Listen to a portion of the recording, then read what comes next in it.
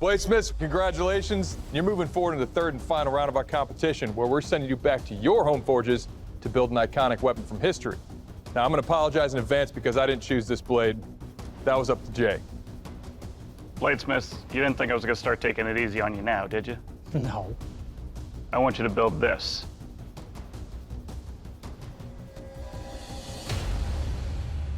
Maguindanao Kris. The Maguindanao Kris traces its origin back to the 14th century Mindanao, the second largest island in the Philippines.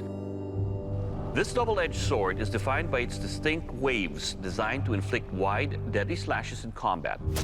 The amount of waves in a warrior's weapon also indicates their status within the tribe. The more waves, the higher the rank. The Kris was the most common Moro sword, and many can be seen today in museums across the world, including the Metropolitan Museum of Art in New York City. You'll have 4 days at your home forges to build your blades. Good luck, gentlemen. We'll see you then. Good luck. Bye. I'm John Blankman from Avon, Utah. I'm a fire sprinkler contractor. I love bladesmithing because at this point in my life, I'm stuck behind a desk most of the time, and this allows me to get back out and do things with my hands, and it's just fulfilling. And they're throwing curves at us. Curves are not my thing. I haven't done them, but I'm pretty confident I can get this thing done. We're gonna start getting the curves into the blade itself, then taking a lot of weight off of it. So now I set up some jigs to get these curves bent into the blade.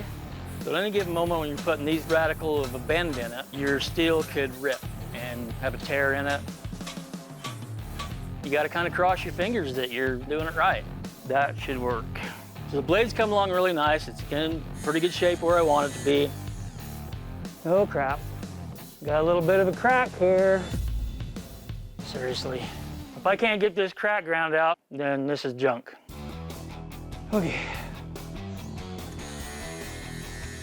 Finally, I get to the bottom of it and it is still savable and I don't have to start over. Things are going along pretty good. Trying to get the blade polished up a little bit, get the handle put onto it, got to get it etched and finish it up. Looking good. All right, got it all sharpened up. Let's go out and give her a quick test. I'm feeling great about what I've accomplished. I do believe that's all I can do.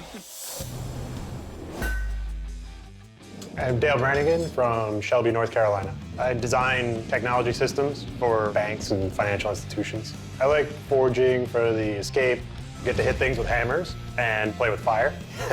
Steel's moving slow, press is a little weak, keeps bending it all over the place, so I have to keep straightening it out. We're getting there. That's starting to look like a Kris. Handle material is pretty close to shape already. All right. The handle is glued up, the epoxy's set. Doesn't look bad. Now I'm gonna wrap the handle with hemp. It's not a requirement, but it'll give a good grip and it looks kind of cool. I have a completed weapon. Just to turn in something complete at the end of these rounds is kind of a feat, so I'm super happy that I'm done. Bladesmiths, welcome to the kill test. To find out what kind of lethal damage your weapon will do, I will take your Kris and deliver some lethal blows on this big carcass. John, you're up first. You ready for this? You bet. All right, let's do this.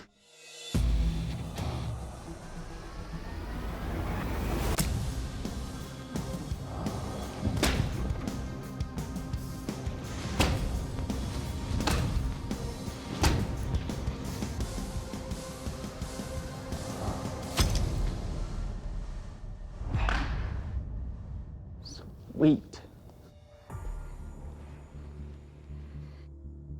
All right, John, let's talk about your Maguindanao Kris here. I really appreciate that you have this large flare because it's a very forward-heavy blade. But because of that weight and a very sharp edge you have here, these are very, very deep cuts on this big carcass. It'll kill. Cool.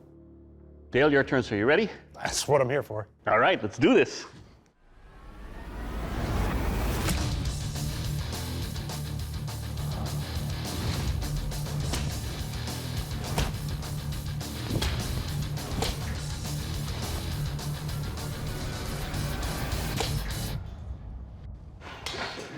Man, good job. All right, Dale, let's talk about your Maguindanao Kris. First up, it's a lot lighter. Now that allows me to use velocity to cut down a pig like this with the same amount of strikes. The edge will cut deeply, and overall, sir, your weapon, it will kill. Awesome.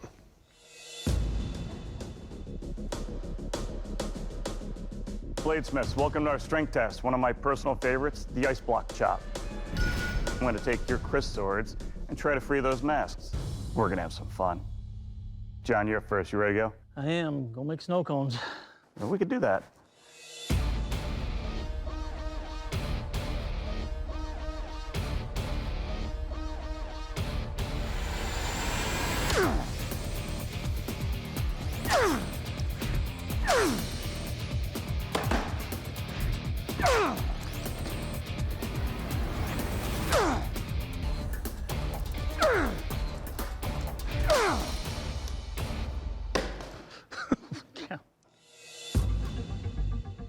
Nice work, John. Love the Damascus. Very heavy. It tears through the ice, but if the ice block was any bigger, it'd be tearing through me too. And you got a bit of a warp, but still razor sharp. Good job. Thanks. Dale, you ready to go? If anybody's gonna break my sword, it might as well be you. Hey, I appreciate that. Let's do it.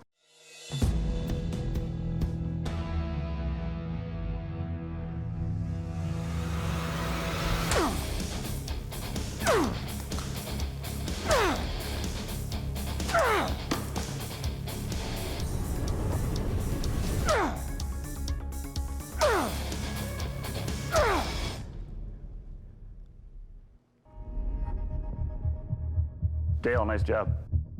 The only complaint I have is your wrap here is loose, but everything's still tight. Your edge is good. Nice job. Nice try. All right, bladesmiths, this is the sharpness test, the palm slice. To find out how sharp your weapons are, I'm going to take your Maguindanao Kris and try to cut through these palms. John, you're up first. You ready for this? I am.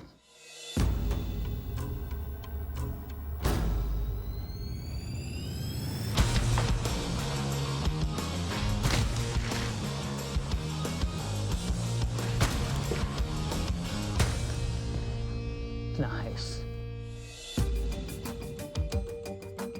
All right, John, let's talk about your weapon here. First up, your edge is still very sharp. It's just that the weight of this has me holding on to it because I don't want this to be flying around. But for this particular test, it will cut. Thank you. Dale, your turn. So you ready? Slice it up. All right, will do.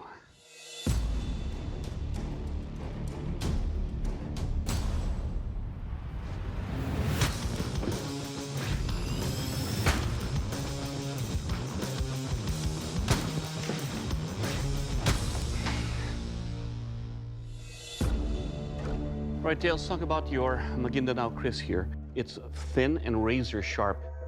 Definitely the type of edge you want in cutting these brushes. And overall, sir, your edge, you will cut. Thanks, Doug. Well, bladesmiths, before we get into the hard part, I want to say it's been a pleasure watching both of you guys work. There's been a lot of twists and turns in Jay's challenge, but this is a competition, and there's only one champion.